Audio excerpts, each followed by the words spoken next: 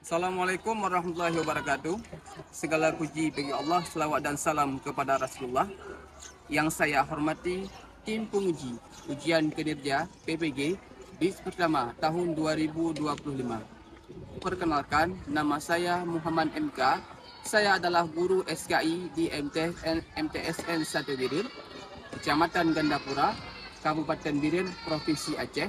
Sekaligus saya adalah seorang mahasiswa dengan nomor NIM 2460102446 di LPTK UIN Mahmud Yunus Batu Sangkar. Pada hari ini, saya akan melakukan ujian kinerja pembelajaran dengan tema Khalifaur Rasyidin di kelas 1 pada tanggal 11 Mei 2025 dengan tema Khalifaur Rasyidin. Selamat menyaksikan.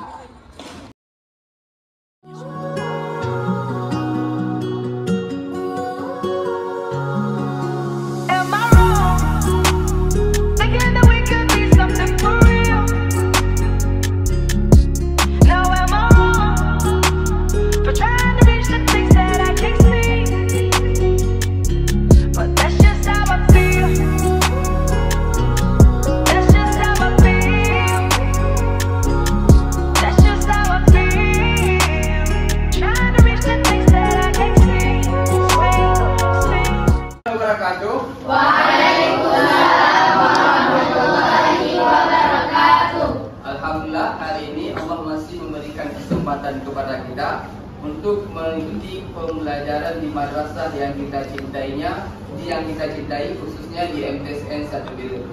Hari ini kita akan belajar tentang materi Khalifaur Rasyidin. Dengan kita mempelajari Khalifaur Rasyidin, Bapak mengharapkan kepada kalian bisa mencontoh dan mengaplikasikan apa yang kalian lihat dan kalian pelajari dalam kehidupan sehari-hari. Sebagaimana kita ketahui bersama bahwa Khalifaur Rasyidin merupakan pengganti Nabi Muhammad SAW. Untuk lebih jelasnya akan Bapak jelaskan sebentar lagi. Namun sebelum kita memulai pembelajaran kita, mari sama-sama kita berdoa. Bismillahirrahmanirrahim. Raditu billahi rabba wa bil islami dina wa bil Muhammadin nabiyya wa rasulah. Rabbi zidni ilman warzuqni fahman bi rahmatika ya arhamar rahimin. Khalifaur Rasyidin merupakan salah satu anugerah yang Allah berikan kepada kita selalu pengganti Rasulullah SAW. Dengan adanya pengganti Rasulullah SAW, dunia Islam yang dulunya gonjang-ganjing saat Nabi Muhammad SAW meninggal dunia bisa teratasi gara-gara para sahabat yang mengikuti sunnah Nabi Muhammad SAW. Ada yang tahu apa itu Khalifaur Rasyidin? Ada yang tahu? Oke. Sampaikan. Khulafaur Rasyidin atau hanya Rasyidin adalah istilah yang digunakan oleh Muslim Sunni untuk menyebut 4 orang khalifah yang memimpin negara Islam pertama kekhalifahan Rasyidin setelah kematian Nabi. Oke, tepuk tangan buat kita. Khalifaur Rasyidin minimal kita harus mengetahui 4 orang. Yang pertama siapa?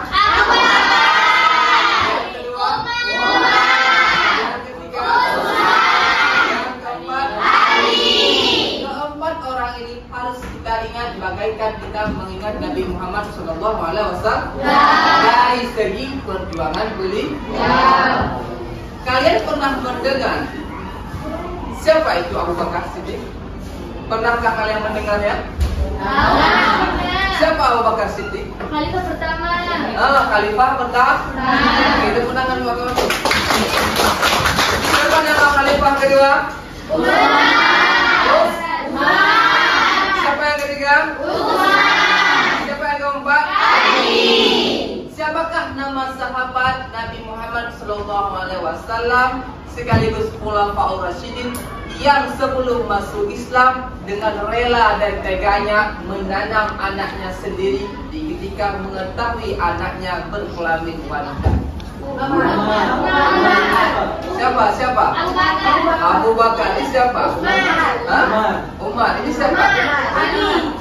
Siapa?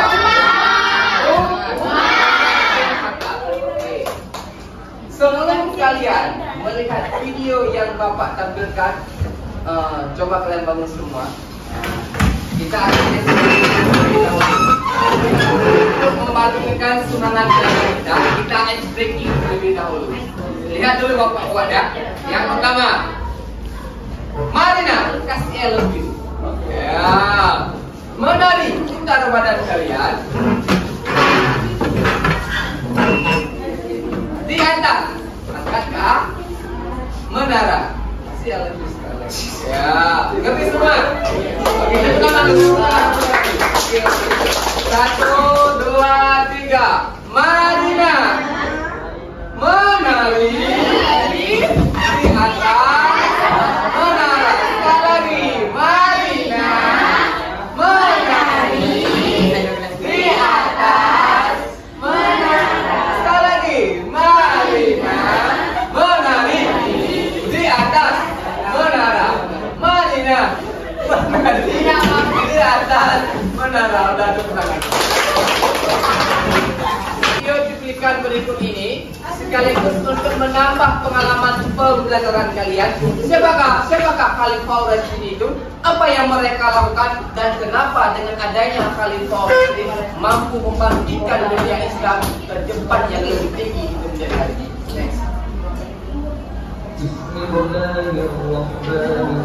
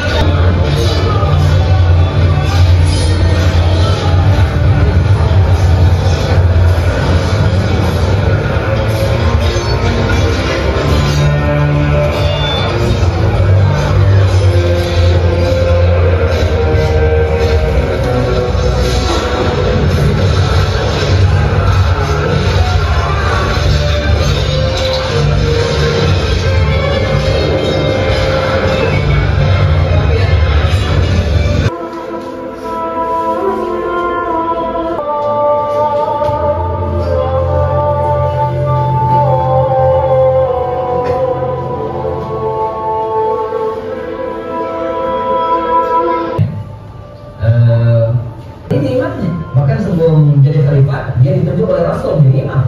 Sebanyak 17 kali sholat yang ketika Nabi sakit. Jadi Abu Bakar itu pernah memimpin 17 kali sholat ya, atau 3 hari lebih. Kalau 3 hari kan 15 kali, ini 3 hari lebih. Untuk Jumat, Sabtu, Ahad ya, Jumat, Sabtu, Ahad plus ya, rencana dibunuhnya Amr bin As di Mesir ya, jadi instruksinya itu ya, dia nggak ngerti yang mana namanya Amr bin As ya, di masa akhir pemerintahan Ali bin Abi Thalib yang kemudian menjawab. Dari penjelasan tadi kita dapat memahami Khalifah Rasyidin di samping mereka merupakan pemimpin suatu negeri, mereka juga merupakan imam dalam setiap kegiatan keagamaan. Seperti contoh Abu Bakar merupakan pimpinan pengganti Rasulullah SAW sekaligus imam, menjadi imam saat sholat di ketika umat-umat yang lain ingin menunaikan ibadah sholat. Seperti dalam artian seorang Khalifah Rasyidin, mereka bukan hanya seorang pemimpin negara saja, tetapi pemimpin umat, baik dari segi agama, politik, perdagangan, dan lain sebagainya. Makanya agama dan politik sebenarnya harus disatukan dengan tujuan melandaskan agama Islam agar di kemudian hari kita akan mampu mencontoh sistem Khalifah Rasyidin ini untuk membangun agama kita, negara kita jadi baik di kemudian hari dengan tidak meninggalkan nilai-nilai Pancasila dan rahmatan lil alamin. Tapi semua ya. Di video tadi dapat kita ambil sebuah kesimpulan yang singkat. Coba baca sebentar kanan. Apa itu Khalifah Rasyidin? Khalifah Rasyidin adalah empat sahabat Nabi Muhammad SAW yang memimpin umat Islam setelah wafatnya beliau. Mereka dipilih melalui musyawarah dan dikenal dengan bijaksana serta menjaga ajaran Islam dengan sebaik-baiknya. Keempat khalifah tersebut adalah Abu Bakar Siddiq, Umar bin Khattab, Utsman bin Affan, dan Ali bin Abi Thalib. Oke, next.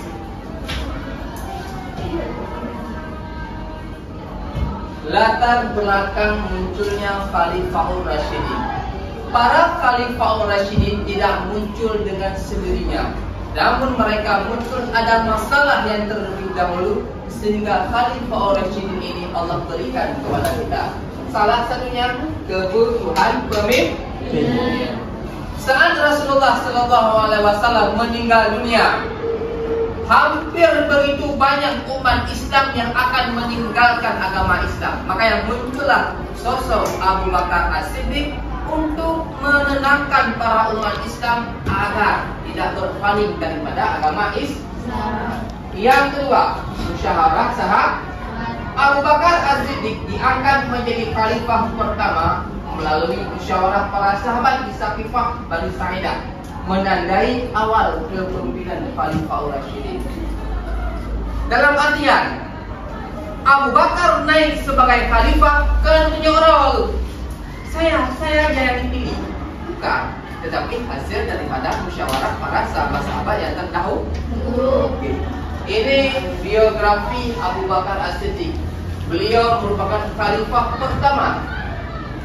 Apa prestasi beliau? As-Siddiq. Nanda, tolong bacakan sebentar. Apa prestasi yang telah diupayakan oleh Abu Bakar As-Siddiq? 1. Menumpas kelompok pemberontak dan orang-orang yang bukan orang muda.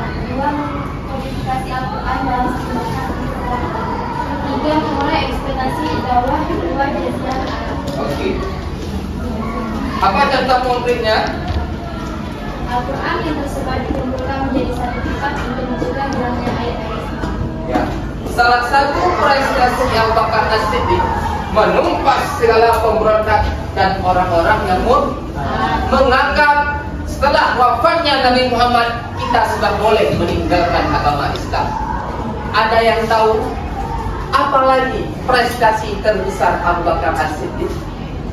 Ada yang tahu? Menciptakan kalender Hijriah. Oke, menciptakan kalender Hijri. Ya. Kalender itu terbagi kedua. Ada kalender Hijrah, ada kalender Masehi. Kalender Hijrah ditandai di saat Rasulullah berpindah dari Mekah kepada Madinah. Next. Oke, ini adalah prestasi Umar bin Khattab. Umar bin Khattab merupakan pimpinan tegas dan adil. Kepada siapa beliau tegas? Kepada orang-orang yang ingin menghancurkan agama Islam. Namun hatinya lembut bagaikan sutra bagi orang-orang yang mencintai agama Islam. Sebelum Umar bin Khattab masuk Islam, beliau pernah menanam sendiri anak perempuan beliau. Namun Allah berikan hadiah kepada beliau, hidayah kepada beliau di saat beliau mendengarkan ayat-ayat suci Al-Quran yang dilantunkan oleh adiknya beliau sendiri. Sehingga ini juga merupakan anugerah terbesar yang Allah titipkan kepada kita selaku umat Islam, sehingga agama Islam bisa sampai ke Indonesia, khususnya Aceh, dan membawa rahmatan lil alamin bagi kita semua.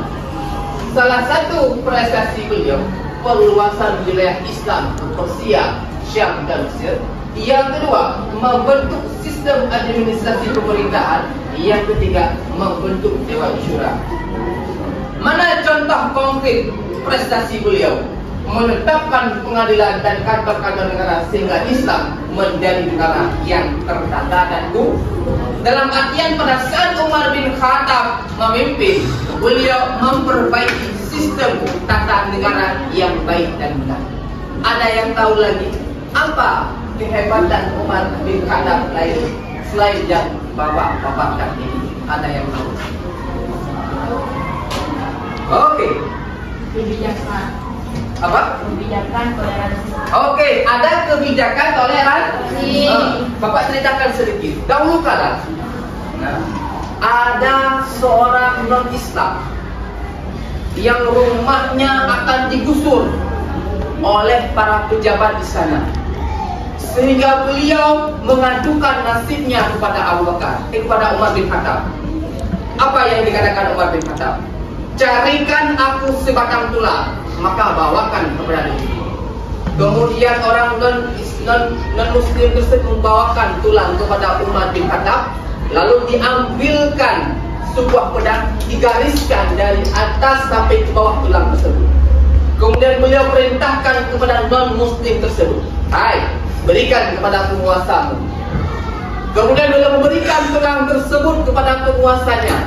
Tiba-tiba saja bergetarlah tangan para penguasa tersebut, dan mereka tidak jadi membangunkan masjid dengan cara menggusur rumah non-Muslim yang ada di samping tersebut.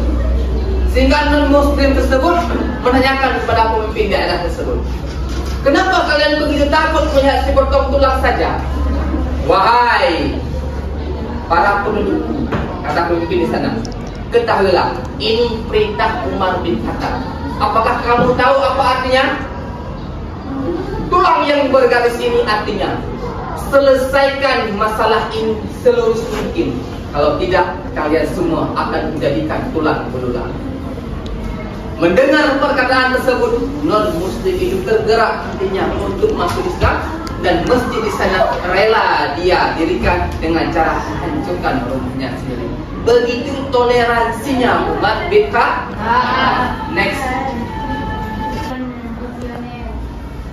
Yang pertama prestasinya menyusun kembali Al-Quran dalam satu mushaf skandal, mushaf Utsmani. Yang kedua, memperluas Masjid Nabawi di Madinah. Yang ketiga, membentuk Angkatan Laut Islam pertama. Ingat, membentuk Angkatan Laut Islam pertama. Contoh konkretnya, Utsman memungkinkan umat Islam membaca Al-Quran dalam bacaan yang seragam di seluruh dunia. Ali bin Abi Thalib, beliau memiliki sifat bijaksana dan pemberani, dan beliau juga merupakan salah satu as-sabiqunal awwalun dari segi anak-anak. Apa arti as-sabiqunal awwalun? Ada yang tahu? Orang yang pertama masuk Islam. Ya, orang yang pertama masuk Islam. Dalam artian, ketika beribu-ribu orang tidak mau masuk Islam, tapi beliau pada saat anak-anak sudah mau masuk Islam karena cintanya kepada Rasulullah SAW. Dan juga beliau juga seorang pemberani. Saking beraninya Ali bin Abi Thalib dikisahkan dalam syair daerah kita sendiri. Pernah kalian mendengar syair selawat Nabi Gepeng Gendera? Coba sama-sama sekarang kita nyanyikan. Di Nabi Thalib pulang baju pahlawan, bergahaya bandingan, Zulfikar kepenari Allah, siga sedot kafilah, hidup sitaan, Fiyadum pingsan kau Sayyidina Ali Allah. Dalam artian, saya menggambarkan begitu kuatnya dan beraninya Sayyidina Ali, mampu menghancurkan berbagai macam tentara kafir Quraisy, sehingga Islam mampu menjulang tinggi hingga ke angkasa. Next. Dari keempat tadi dapat kita ambil kesimpulan prestasi umum Khalifah Rasyid. Yang pertama, luas wilayah Islam semakin baik. Yang kedua, sistem pemerintahan Islam semakin tertata rapi. Yang ketiga, menjaga kemudian ajaran. Dalam artian Al-Quran disusun menjadi serapi mungkin sehingga kita bisa membacanya hingga sekarang. Yang keempat, teladan kepemimpinan. Keempat-empatnya memiliki sifat amanah, adil, jujur, dan bijaksana. Next.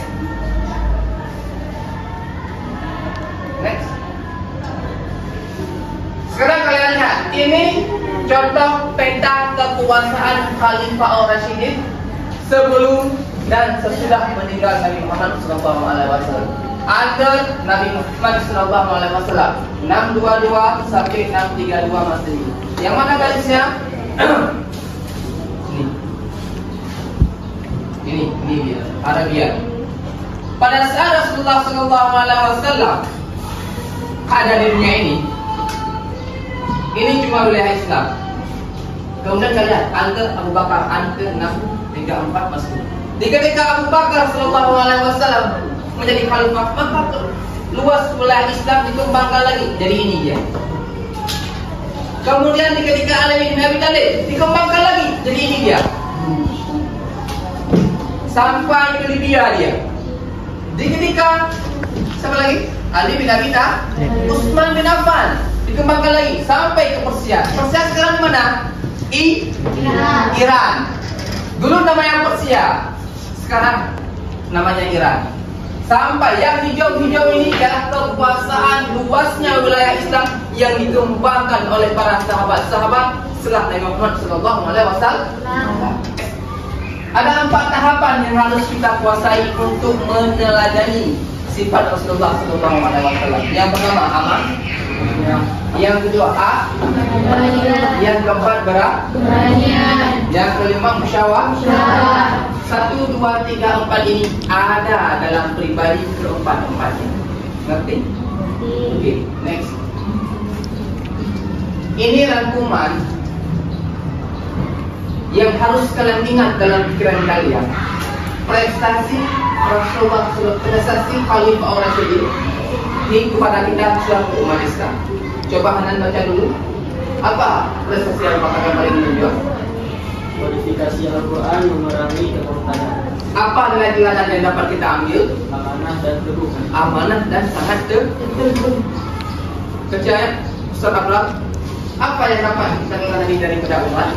Perluasan wilayah, pembentukan administrasi negara. Nilai teladannya?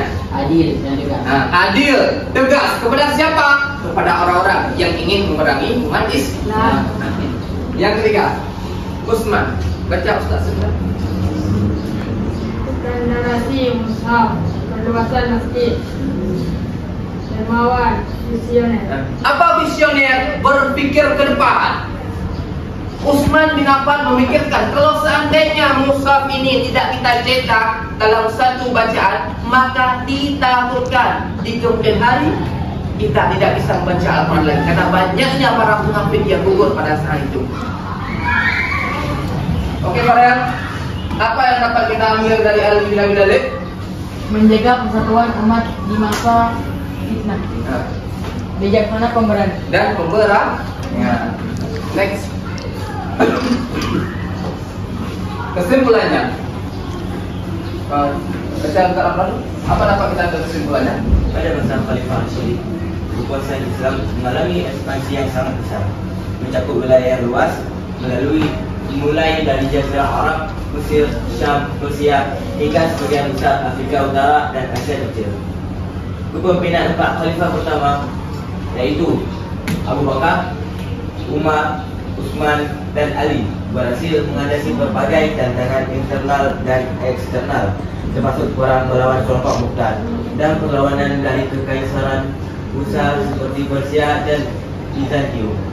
Selain itu, pada masa ini, pula sistem pemerintahan Islam mulai dibangun dengan fondasi yang kuat dalam prinsip-prinsip keadilan, hukum Islam, dan konsolidasi wilayah yang menyatukan berbagai suku dan bangsa di bawah panji Islam.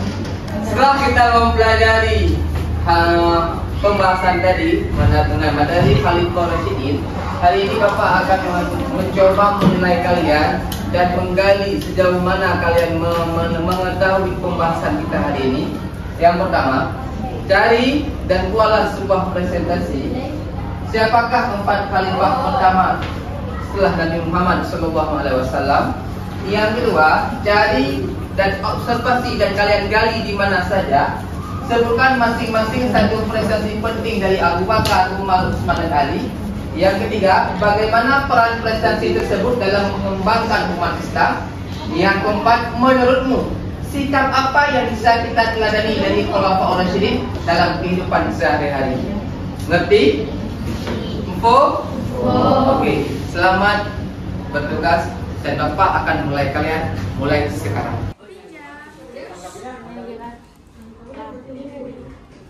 Latar belakangnya panjang. Enggak usah, satu linia aja ya. Satu linia. Ini ya tinggal ini kan pencapaiannya doang kan? Khalifah Ali bin Abi Thalib adalah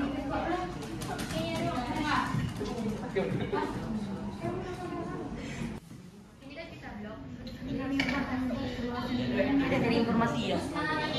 Ayo dong informasi. Dia yang pencapaian rumah. Oke, ini kalkulator resilinya kan 4 aja ya. Iya. Ada yang kurang paham? Apa? Nah, kau carikan yang Bapak tanyakan aja. Kalau bisa kan di searching, diperluas apa yang Bapak tanyakan. Bagaimana contoh prestasi beliau, apa sikap yang dapat kita teladani. Bisa. Semangat. Ada 4 ya. Kita udah kan? Ini Ali bin Abi Thalib ya? Ya, ya Pak. Khalifahnya ada 4 ya kan? Ya, Ya, khalifahnya ada 4. Oke. Ini siapa? Ini siapa? Utsman bin Affan. Kalau ini, ya mantap ini. Ini Umar bin Khattab ya? Iya, Pak. Ali yang Khattab ha. Lagi cari bahan-bahan ini. Kita sudah siap ya guys ya? Ini Abu Bakar. Abu Bakar ya? Ya. Oke, boleh muka kumpul enggak apa-apa. Pakai buku bisa, pakai searching bisa, pakai apa? Assalamualaikum warahmatullahi wabarakatuh.